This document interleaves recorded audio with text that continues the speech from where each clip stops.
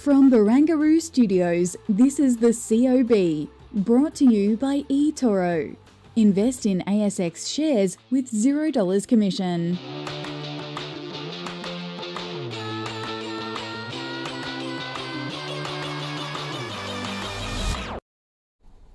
Well, hello, this is the COB, all the stuff you need to know about the day in business and markets. I'm Kyle Rodder. I'm here with Danny Ikuye. And Danny, 2 from 2, let's call it, because it's been a pretty positive start to the week. I know. It's fantastic. Don't we love a rally? And we've had another rally today, so up about 0.5%. Although I do note that they were slightly lower than normal volumes, which is probably not surprising since we're going into that US CPI print tonight, which we will be speaking about a little bit later. But materials, off to the races. Iron ore price, a little bit firmer, major miners firmer. And maybe some hedging in terms of if we get a worse than expected CPI print, maybe people are hedging into resources. Who knows? Yeah, absolutely. Into real assets perhaps, but you can kind of see there in your chart the last 2 hours of trade, no one wanted to make any kind of movements, probably squaring up positions before this release. But that does take us to the 3 themes for today, and let's get them up there. One of them is, of course, 2 from 2. Second day in a row of really solid gains for the ASX 200. Minus climb, you mentioned that as well, and we will be keeping an eye on US CPI tonight. We'll be breaking all of that down a little bit more in a moment. But let's just crisscross the sectors just a little bit and start off with some of the tech names. Computer share higher by 0.4%, WiseTech Global up by 0.11%. There's one notable name that we've let off there, but we'll get to that just perhaps in a moment. Metals and mining meantime, you can see there on your screen, all up, the big 3 that is, by more than 2%. In fact, Rio Tinto adding 2.8% to be around $121.66 per share. Gold miners the outlier, they're pulling back, but of course they've experienced such a significant run. But well, let's get to some of the news of the day. And Danny, Whitehaven is in the headlines. Absolutely. So Whitehaven's coal run-of-mine production forecasts have fallen below the bottom end of guidance. Australia's largest independent coal miner said it expects production for the 2023 fiscal year due to shortages, labour shortages and additional constraints at its Maules Creek mine. June is expected to deliver an uplift in volumes overall, but those labour shortages are being felt across the business. The company now expects production between 18 and 19.2 million tonnes for the year, down from a previous 19 to 20.4 million tonnes for the year. Absolutely, and we did see the stock down over the course of this session, but perhaps in the big news today, and the big mover and shaker, NextDC's new S3 data centre has benefited from recent contract wins and is now at 46% of total planned capacity. The company said revenue for the majority of the new customer contract wins is expected to be progressively recognised late FY24 through FY29, although I don't know if that's a typo or not. No, that's correct. It is correct? Yeah, there you go. Okay, so the next 5 years. Following completion and commissioning of additional data halls over time, CEO and Managing Director Craig Scroggie said it is very pleasing for the company to have secured this record level of incremental customer contract wins. And as you can see there, the stock was up 8.2% for the session. And Danny, it was actually our stock of the day today. So we may as well get straight to that because we had Carl Capolingua from Think Markets as well as Henry Jennings from Markets Today talking about NextDC.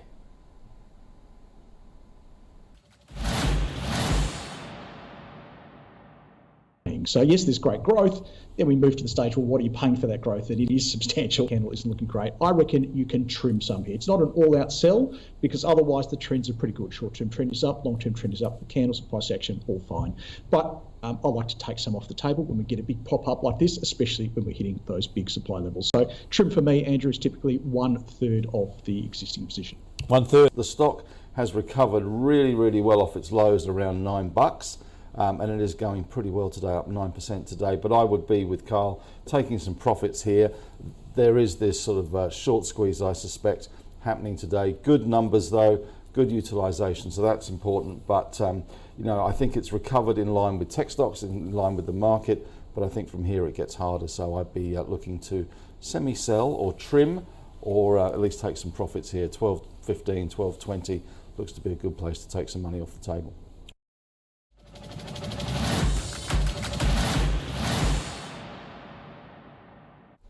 Okay, so that was basically a double sell, but really it was a double trim, I guess you could say. We had a bit of a rally. They said take some off the table. You can buy back in a bit cheaper at some point in the future. Do you have a view on NextDC? I only asked because actually over the weekend I was talking to an uncle of mine who's an electrician saying all the work that he's doing at the moment is on these data centres that are popping up everywhere. So, I mean, do you have a preference for NextDC at all? Is it something that you've looked at in the past? I have, and I regret not buying back into it. But I think the main thing that people don't understand, this is a utility down the track, and we really, or an infrastructure asset, which will have a reliable earning stream. And increasingly, I was chatting with a broker acquaintance the other day.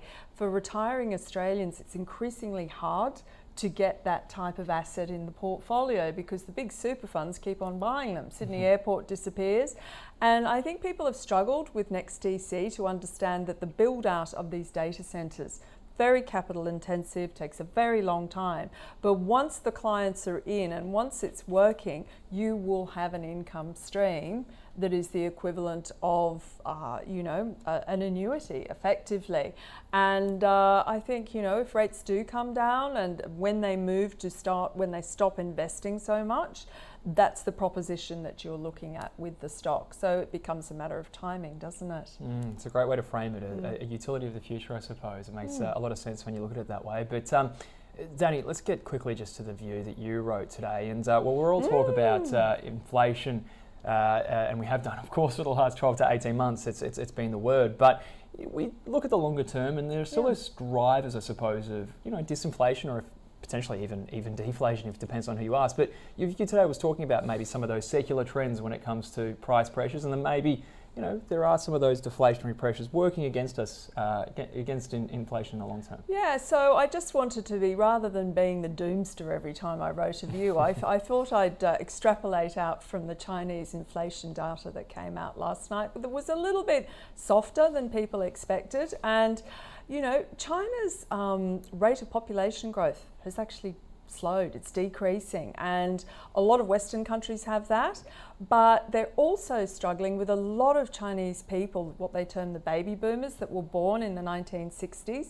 They are all now retiring because China has one of the lowest rates in terms of ages of retirement.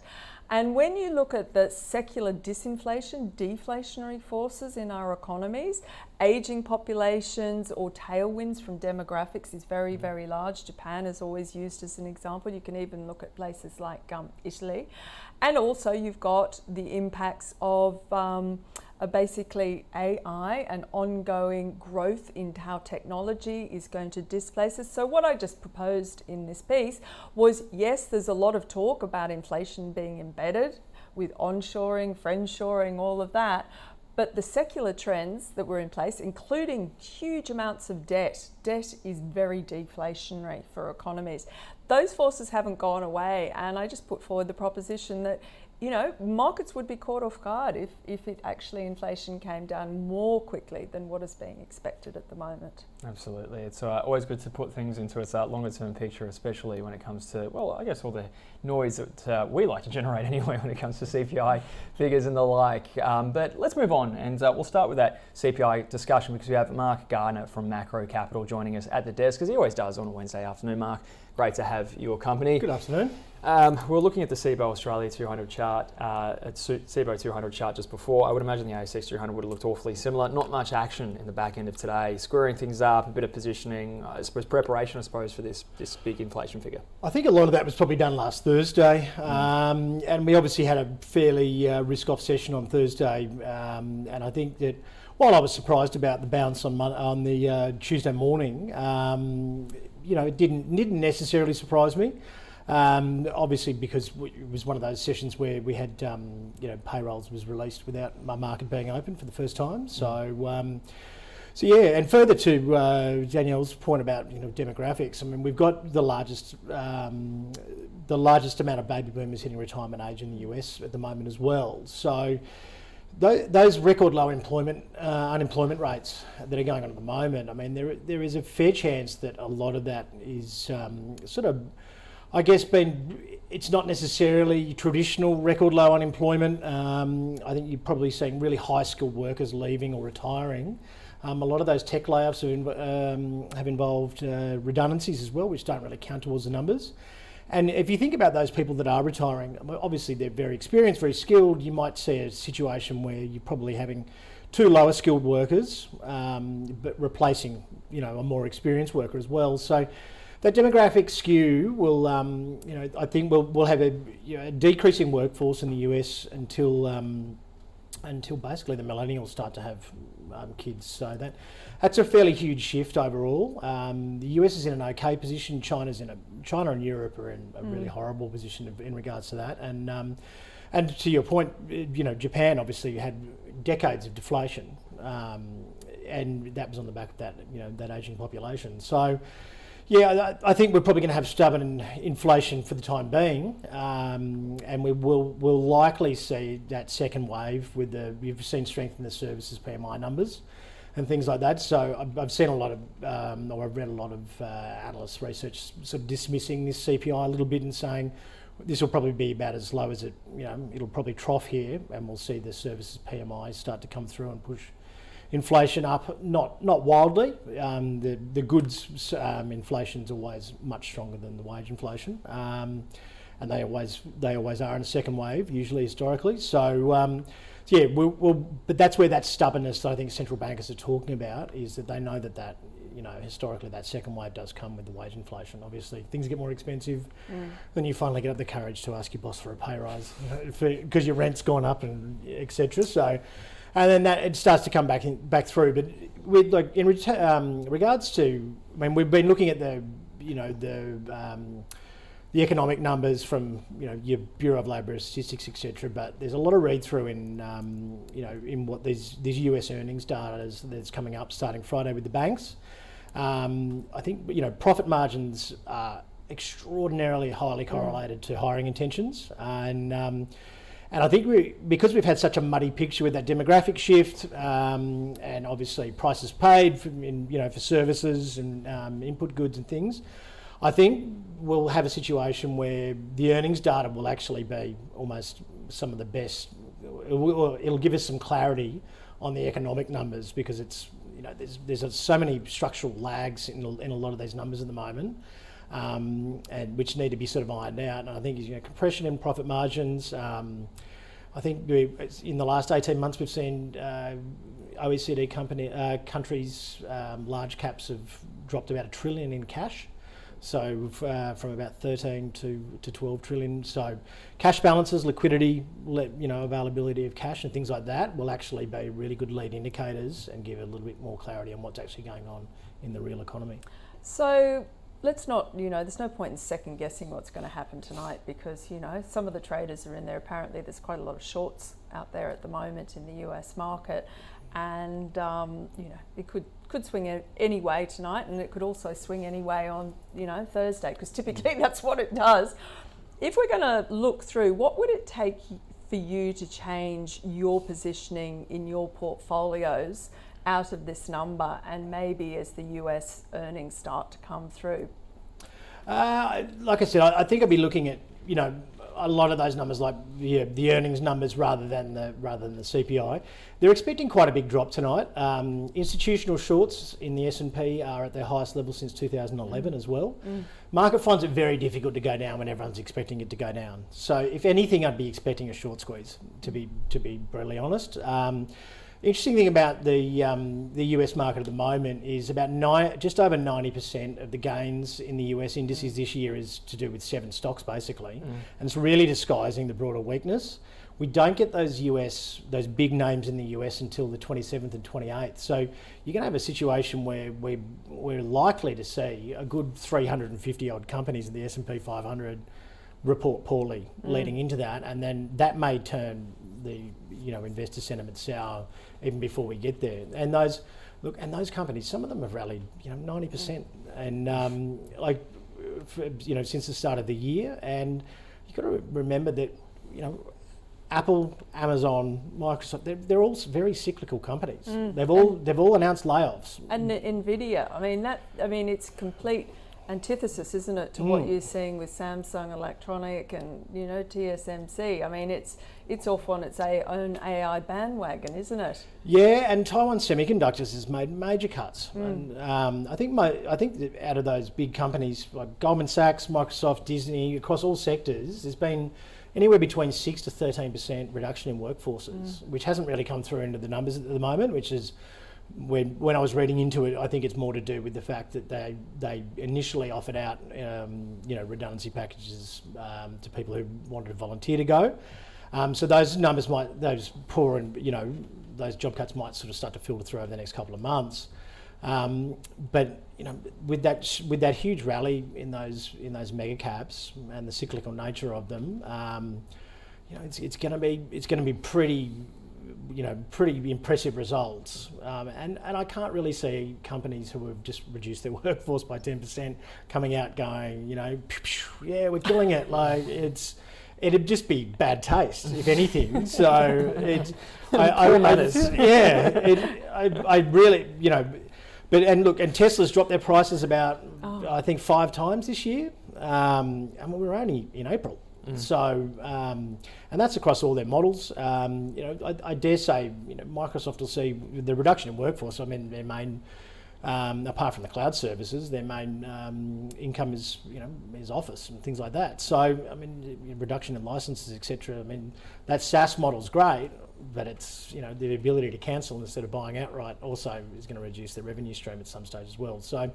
Yeah, it'll be interesting to see, how that, like I said, how Main Street's going versus, we've had endless speculation about from Wall Street, from economists, traders, analysts, bond traders. Everyone's got a different view, and if you look hard enough, you can find a compelling case for all of those views.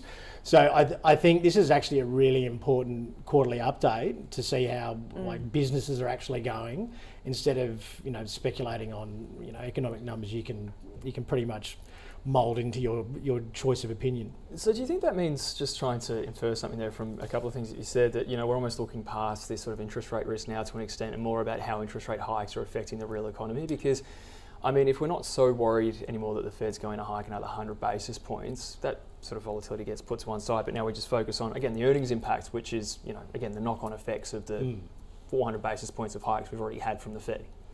Yeah, and I think particularly, like, you've got those 4 banks reporting on Friday. You'd be looking very closely at liquidity ratios, obviously. Yeah. Inverted yield curve, before we had this banking issue, was at 110 or 115 basis points, which is as deep as it's been since the early 80s. So that's horrible for net interest margin for banks. So, if they show further weakness, it may pull the Fed up. But I mean, look, if it's 25 at 75, I mean, we've already raised by 400 basis points. It's not, we are nearing the end of the cycle. I think we probably are looking, to your point, looking a little bit past it now to, what the actual economic impact of that's going to be. And I think the Fed will be watching to see, how companies report and whether there's any financial stress out there, because, I mean, they don't want to buckle the economy. If they can achieve a soft landing, they will. I would have thought they will try. And what real difference does it make pausing for a month or for 2 months? So, hiking and easing cycles used to take 18 odd months. I mean, the GFC easing cycle was like 18 months. We don't have to have everything done all at once. And I respect their response, because inflation obviously is an economy killer, but it's not going to hurt if they pull back and see what the real effects are. Mark, great insights as always. Really appreciate them. Mark Gardner from Macro Capital. Cheers. Thanks for your time. Okay, well, let's get on to what's happening tonight. We just covered off a lot of it, of course, Danny, so we don't have to go through too much the US CPI print, but the headline figure is expected to drop to 5.1%. But as I understand it, the core number, which is a little bit more closely watched by policymakers, I think it's supposed to be a bit more sticky. So around, but 0.4? Around about 0.4, yeah. So just in terms of what else we can look forward to, Governor Bailey, Bank of England, Governor Bailey speaking tonight. Bank of Canada, That'll be an important one because they've obviously paused, so it'll be interesting to hear what they have to say. Yeah, exactly. So 4.5% is the rate over there at the moment, expected to be on hold, and the FOMC minutes too. So we will get some colour on at least the last decision from the Fed. Tomorrow, a little less robust in terms of market moving data, but we do get that jobs figure out of Australia, and it's expected to show the unemployment rate lifts to 3.6%. Yeah, well, yes, we'll have to wait and see, won't we? We literally, we're living and hopefully not dying by each macroeconomic data point this year.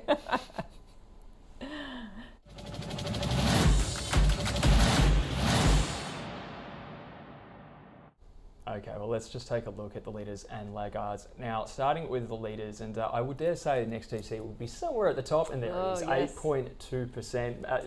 Danny, you already went through, well, very eloquently, I have to say, that the bull case for NextDC. I did have it on my watch list. No, actually. it wasn't a recommendation. Not a Let's recommendation. state that very clearly. General. The bull case, as in objectively and what's it? Abstract. Yeah, abstract. Well, just describing what the business does, and even though Megaport is not really at all comparable, it has caught some love probably from the NextDC update, as has Champion Iron Ore caught some love from the other major iron ore miners. Yeah, we did. We did see the big three up all by more than 2%. Interesting that we did have a little bit of tech strength in Australia today, because overnight, the only thing that kept Wall Street flat basically was some weakness in the information technology space. So some interesting rotation positioning perhaps in the market there, maybe going to Mark's point before as well, that the rally that we have seen over the last few weeks has been driven by a narrow set of companies, most of which are in the tech space. But overall, it was a very positive day's trade, broad-based day of gains. And well, it will be interesting to see that inflation figure and whether we get that sort of inflation hedge dynamic and the commodity plays continuing to come through. But Danny, the laggards today, let's take a look at those. Yeah, it looks like coal and poor old lithium plays. They really cannot catch a bid at the moment, can they? So, and Qantas in there as well. Don't think there's any particular new news there. The market's really rotational at the moment. You know, it's obviously, you know, Whitehaven came out, didn't they, with the downgrade to expectations. Pilbara Minerals, I think Morgan Stanley initiated a underweight on that stock today, basically saying that there's a lot of headwinds for lithium demand as well as oversupply issues. Lake Resources, well, that's a special situation.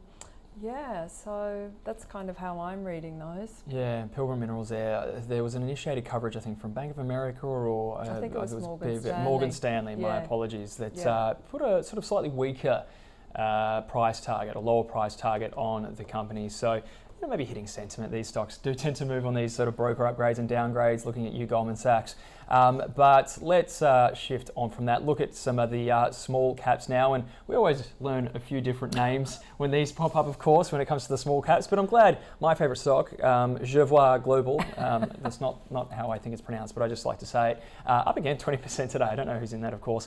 But let's move on to the laggards in the small cap area too. And I don't know, Danny, anything that jumps out to you there? Anything you got in your portfolio that you've just made 20% on? No, I have to say there are names that are escaping me. Poor old legacy iron ore, it's down almost 18% today to 1 cent. There you go. So, yeah. We'll have to get next time Henry Jennings in. He can educate us, of course, on some of these small caps. I'm sure he's got his hand in a few of them. But anyway, here's the market. Not much movement towards the end of the day, but nevertheless, second straight day of gains, up just shy of 0.5% for the SIBO 200 index. So all's well that ends well, and now we'll sort of see if we can get a softer than expected number out of the US when it comes to inflation. That will likely determine whether we make it 3 from 3 tomorrow, Danny, of course. Absolutely. But that wraps things up.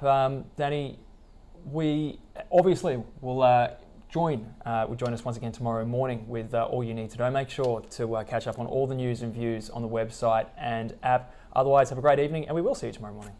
Bye, everyone.